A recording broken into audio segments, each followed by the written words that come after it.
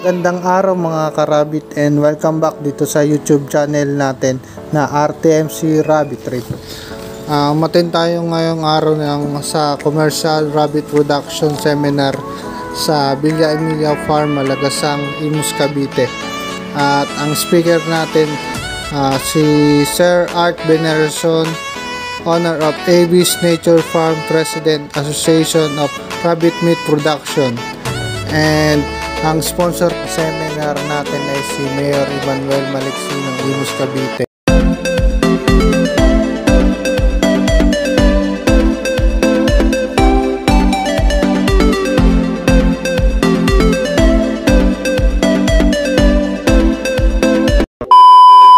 Local government involved sa ganitong mga pagsasanay, lalo na sa kuneho, dahil bago itong industriya na to, no? Pambihira pa ang mga local government na yumayakap dito sa ganitong pag-aalaga ng kahayupan, kasi nga bago, no?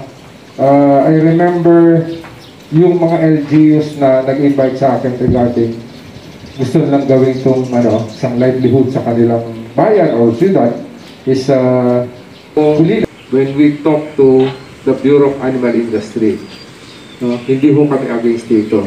Ang against lang ho kami is people importing rabbits without proper quarantine protocol. Pagdating ho nung rabbit dun sa airport, binebenta na Ang bentahan na yan, 20,000 ang isa. Ang kuha lang naman niyan sa Indonesia, 8,000 lang. Ganun ho kamura yan. At ngayon, yung mga lately na dumarating na rabbit coming from Indonesia, binibili na lang ho ata ito sa palengke. Kaya ang papangit na ng mga dumarating. So, ingat po kayo. Kaya natin palakihin yung ating mga kuneho rito na matatagal lang andito sa Pilipinas. No? Kami po, yan yung ginawa namin breeder selection. At wala hong crossbreeding. Parating New Zealand to New Zealand or Chinchilla to Chinchilla or California to California. Parating ganun ho ginagawa namin para ma-maintain namin yung breeds ng rabbit at mapalaki. No? So anyway, bago ho tayo magsimula, may pakikita lang ho ako sa inyong isang video.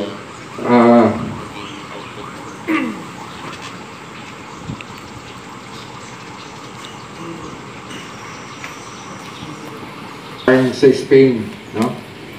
Kaya ako parating magbibigay ako ng seminar, pinakikita ko to kasi nga makita nyo na hindi biro ang pag-aalaga ng kuneho sa ibang bansa, no?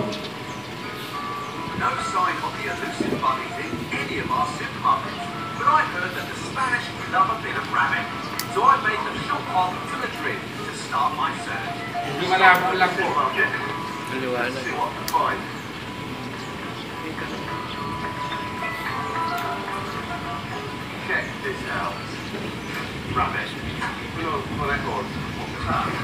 Ano po rito punta ho kayo sa meat shop, makakabili kayo ng rabbit meat.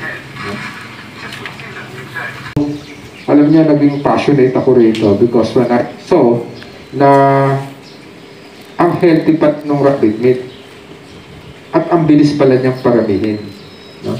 Kaya sabi ko, bakit hindi ito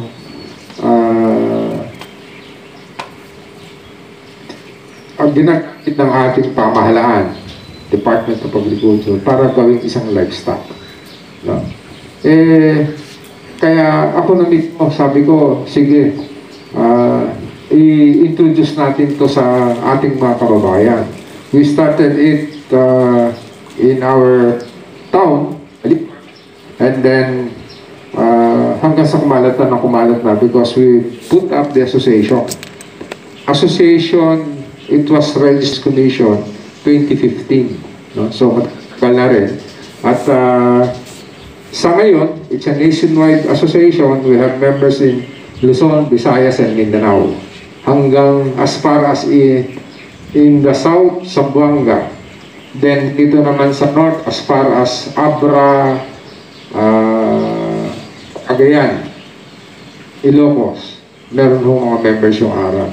Right now, Gusto ko na lamang po sigurong batiin lahat ng ating mga kasama na andito.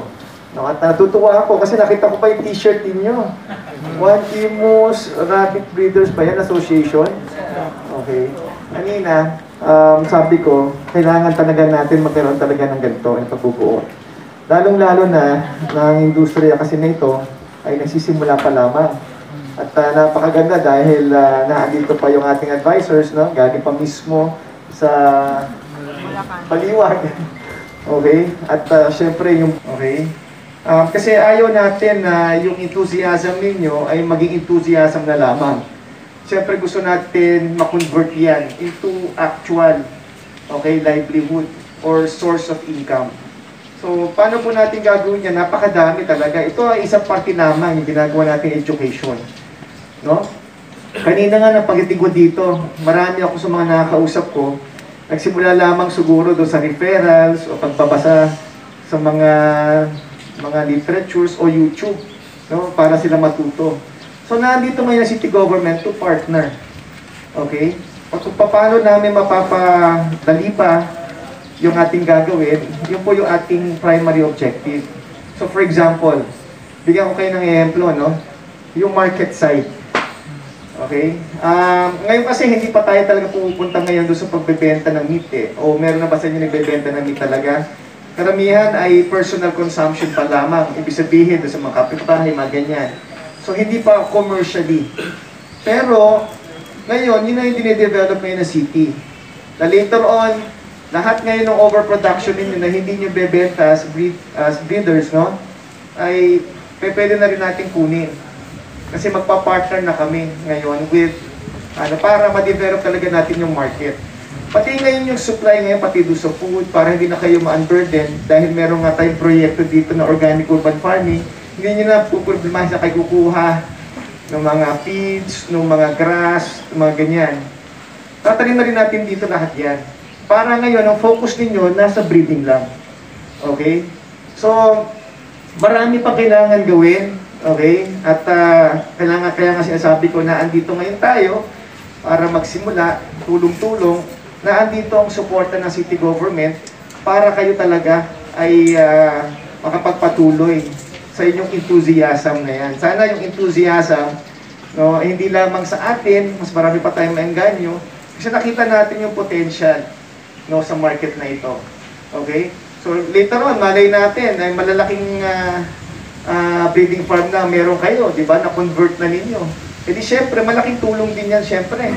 Di ba, para sa inyong pamilya. Pero ako, titinan ko, hindi lamang pamilya niyo, para sa ating komunidad, eh. Di ba? Okay? Kaya sama-sama tayo, tungo sa isang adikain talaga.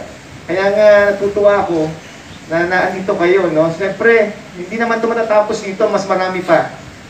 Okay? Mas marami pa. Marami pa tayong mga activities, at mas marami pa siguro magiging miyembro ito. Pero kung nakikita ng mga members natin ang suporta, no, ng iba't iba natin mga stakeholders, yun talagang pinakamaganda. Okay? So, hindi na ako papakatagal mga kasama. Again, gusto kong i-welcome kayo syempre sa aming farm. At siguro, i-congratulate yung bagong established na grupo